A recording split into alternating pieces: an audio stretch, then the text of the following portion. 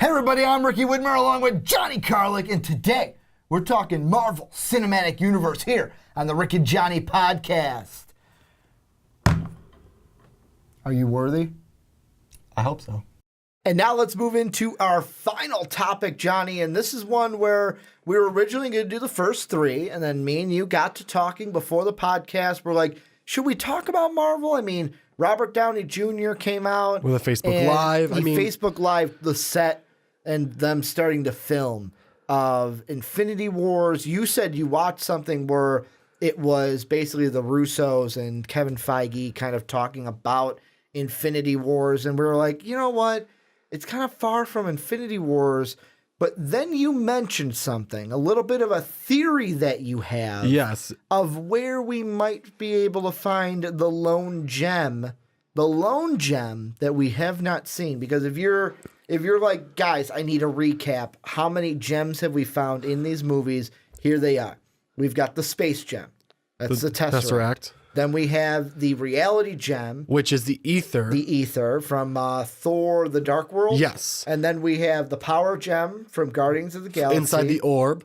We've got the mind gem, which is Loki's scepter or Vision. New gem. And then we recently just found the time gem, which is Doctor Strange. The eye. The eye of Agamotto. Basically is the time gem. So we're missing the soul gem. And what we're going to talk about today, and I'm going to throw it over to you to kind of explain this theory that a lot of people have it, but you're the one that was like, you know what, I think on this side of it. And I was like, fuck it, let's talk about it. Where do we find the soul gem, the one gem we have not seen? Well, the one gem we haven't seen, like Ricky has just brought up, it's the soul gem. It's supposed to interact with the soul. It's supposed to, if you want to look up all the powers, look up all the powers, because all the... I will. I will look up the powers. Yeah, look up the list of powers, because all the stones don't just have like one little thing that pertains to it. They have a whole list of powers that go with that name of the stone. The space stone, you can travel through space, but you can travel like little infinitesimal parts of space. Time, you saw how he uses it in Doctor Strange. The one we're looking at now is the soul gem. And who in the Marvel Universe has talked about anything to do with souls? Heimdal. I can see 1 trillion souls in the first Thor movie. And if you take a look at his chest armor, it's the tree of life with this small little orange thing in the top. I believe it was given to him, like you can see in many Marvel parts of the Marvel Universe, they actually use an Infinity Stone to do other things. So why not have it that Heimdal has the Infinity Stone to see all these things? Yeah, he's not going to use it for anything else because he is... He's been entrusted. He is probably one of the most trusting people in the Marvel Universe. Took you a while to think about that word. Yeah, right? trusting. Man, that's a tough one. Big word, Johnny. 2 syllables. But go on. Yeah. I mean, he's been guarding the gate of Asgard. For a second, I was like, did I just interrupt you and lose your train of thought? Completely. You derailed it, but I got back on track. No. He's been watching the gate of Asgard for who knows how long. He has not betrayed Odin up until Thor Ragnarok, and betrayed, I'm using loosely because he was doing it for the betterment of Asgard. If it's for the betterment of Asgard, I will go against my king. I mean, he didn't really go against his king. He just said, all he did was say. Didn't he just open the Bifrost for Thor? No, he didn't even do that. He just called his king to come and see him to tell him Thor was escaping. So he kind of just distracted him temporarily. He didn't do anything necessarily wrong. But what I think is going to happen in this is Heimdal has the soul gem. Now, there's a lot of things that can go along with it. And you're saying he has it in the little gem piece that we see in his armor. The gem-like piece we see in his armor. Yeah, I think it's right there, honestly. And there's a lot of speculation going out, and I can kind of get along with Hela wants that stone for some reason. Well, she also deals with souls too. Yeah, I mean, she takes the kind of ruler of the underworld. Yes, exactly. Kind of the Greek version Hades. Yeah, she's kind of that, but she's the what am I thinking of? Just the Asgardian version of Hades. Yeah. So she's probably going to want it to something to do with the souls. Who knows what? And I think what's going to happen is it's going to play off in Thor Ragnarok. Having some trouble there? Yeah, a little bit. I'm trying to get the hammer. Son of a Couldn't do this? goddamn. Couldn't do this? No, I You couldn't. want to know why you couldn't do this, right? Yeah, I would like to know why. It's your first podcast, so I mean, you're not worthy. You're not worthy yet to wield. I'm not worthy, yeah. To wield Thor's hammer. And notice how each time I've said it, I've said Thor's hammer because I can't say it correctly. Oh, you can't say what's the word? What's the word for it again? Mjolnir? Mjolnir. Mjolnir. I can't say it. So I avoid saying it, and I just say Thor's hammer. But yeah. I like making him say it. It's more fun that way. That's why that can happen. But I want to throw something out, and this is me just doing a little bit because when you're like, oh, look up the powers of the Soul Gem. Yes. I looked at and I came across the Marvel Wiki, and it's got an entire page just dedicated to the Soul Gem. Yes. And the thing that I'm reading here, and this was the most important part of what I read, it says here, and I quote, "The Soul Gem was in the possession of the High Evolutionary when he oversaw the rebirth of Adam Warlock. He gifted the gem to Warlock to aid him in his missions to save the world of Counter-Earth." With that being said, do we maybe see, maybe it's a whole thing where they want the Russos and Feige and everyone at fucking Marvel want us to think, oh, Heimdal has it. Oh no, Helen has it. What if it's Adam Warlock? And I know that there's a huge theory out there of each of the stones where we have found it has spelled Thanos. I mean, Tesseract for the T. It'd be Heimdal or Hela for H. The Aether for A. The necklace for N. The orb for O. And the scepter for S. So the Adam Warlock thing doesn't necessarily fit that. But what could it be? Maybe we get a introduction of Adam Warlock somewhere and he has it. That could be very well, because there have been, and you know what? I could be wrong. We could get it in Guardians of the Galaxy because he's more related with that. And the thing too is there was speculation that in the Guardians of the Galaxy movie at the very end, when you see the collector, you see this cocoon inside of a case. That's Adam Warlock. Some say it could be Adam Warlock's cocoon. And I could actually go along with that. The question is, are we going to introduce Adam Warlock along with all these other characters for Infinity Wars? Or are we going to introduce Adam Warlock during Infinity Wars?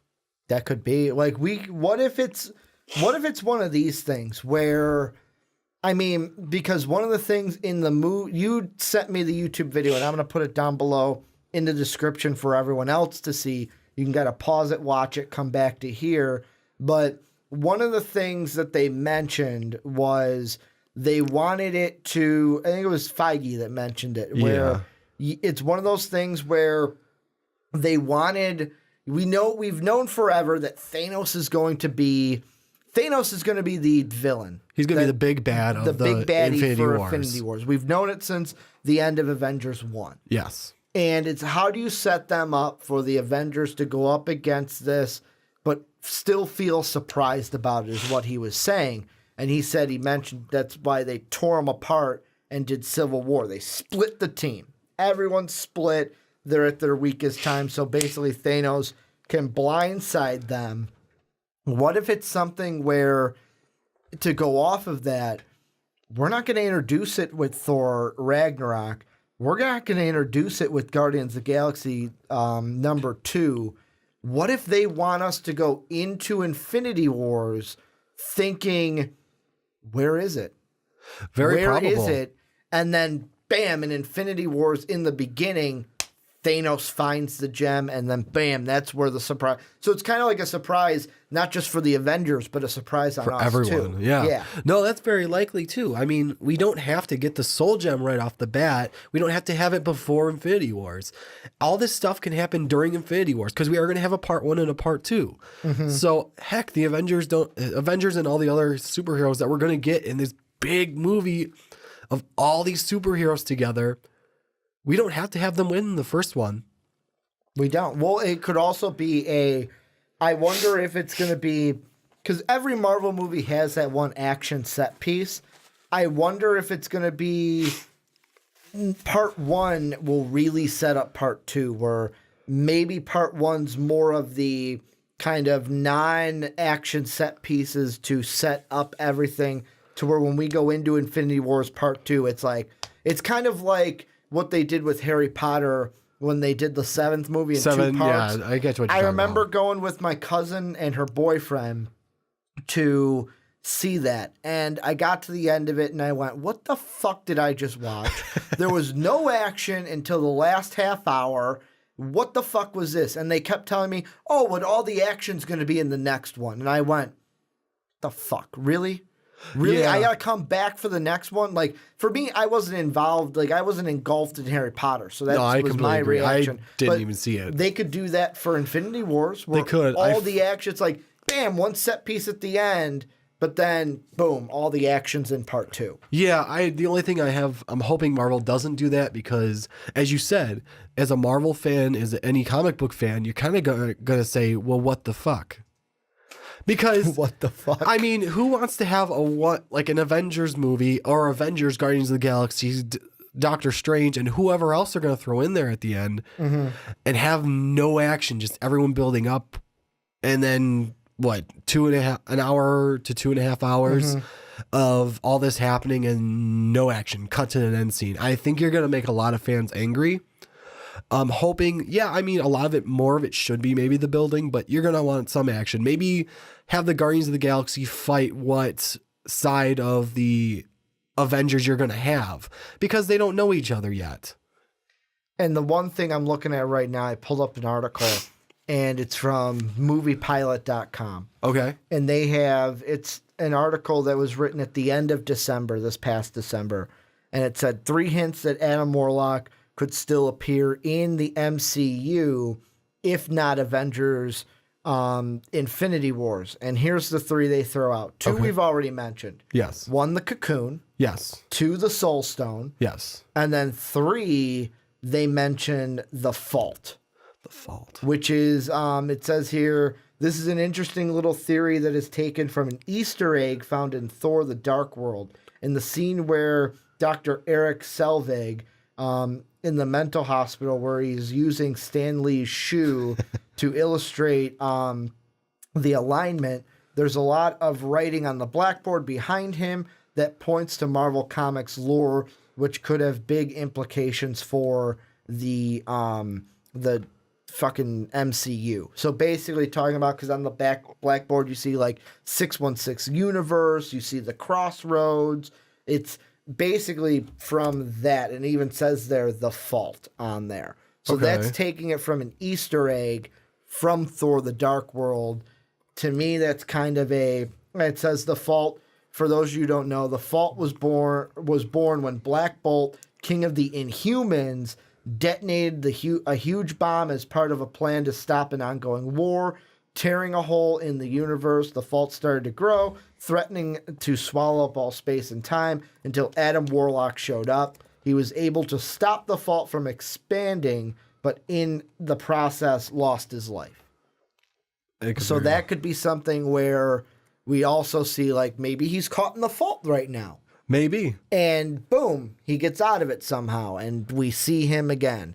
And boom, the Cocoon. Yeah. Bringing it back full circle. It's possible. I mean, it could be why he's in the Cocoon in the first place. Because the Collector is going to be in Infinity Wars. Yes. So, I mean, it's one of those things where that one's a stretch. I wouldn't be surprised if they just gave it to Heimdal or Hela. Yeah. Made it very easy. We know where because that's usually been it. We bring in the gem, we set it up for the next movie. There's been very rare times where they've sent us into a movie with that big of a question of, where's the fucking sixth stone? Exactly. No, I don't think Marvel's going to do that. I mean, it'd be kind of cool, but I don't think they're going to do that just because of what they've been doing with everything else. You know where the stone is eventually. You find out where it's at. It's not that hard to find out. So I do think, in my opinion, it's going to be Thor Ragnarok. So you think it's good? Do you think it's going to be Hela or Heimdal? I think it's going to initially be Heimdal, and Hela's going to want it, which is why in Thor's dream, Loki's going to help her take it. I don't know, because there's a lot of things that point to the different directions in it. Because we're going to have things in Thor Ragnarok where Hela is going to want the stone. Who knows why?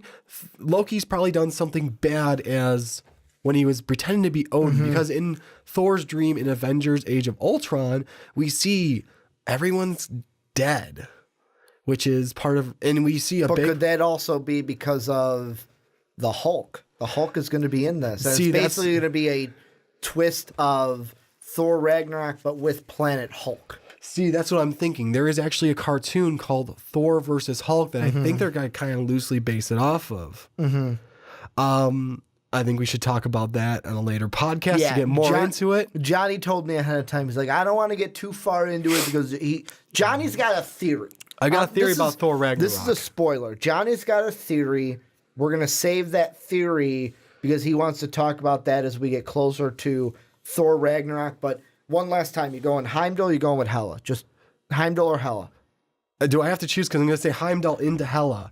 Okay, so you're saying both. I'm going to say that it's Heimdall, and I don't think I wouldn't be surprised if we get what you said, the Hela takes it, but I think that it's going to be Heimdall. He's the one that has it. Yes. And it's going to be right there in his little chess piece. But this is where we turn it on to them. We turn it on to you, the fans, and this is where you guys tell us, what do you think about the theory? What are your theories in it? This is where we kind of this is the fun topic where we get to have the comment section be the discussion section, and basically let us know what you think, what's going to happen with the Soul Gem, where are we going to find it, even if you think it's not going to be in Thor Ragnarok. But we're done. We finished our first podcast of the Rick and Johnny podcast here on MVP. We will be coming at you each and every week to talk about the best nerd news, the best nerd topics, comic books, TV shows, basically everything under the sun in the nerd culture we will be hitting you with. If you're on YouTube, thank you for watching all of our videos. This is the first one you've come on to. Make sure to subscribe and check out all of our other videos.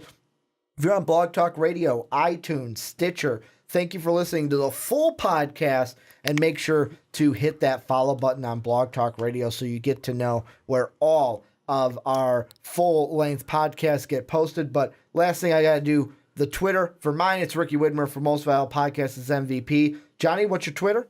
At War Machine 9085. 985. 9085. He had to remember that because this is the first time he's said his Twitter handle for the masses to know. I've never needed to tell anyone my Twitter handle. Now you have a Twitter that you can use. Also, hit us up on Patreon, patreon.com/Most Valuable Podcast. Hope you guys enjoyed this Rick and Johnny podcast. And as always, have a good day, everybody. Have a great day. I hope you guys enjoyed this video from the Rick and Johnny podcast. Make sure to click the video right over there to keep watching the MVP action. And Batman.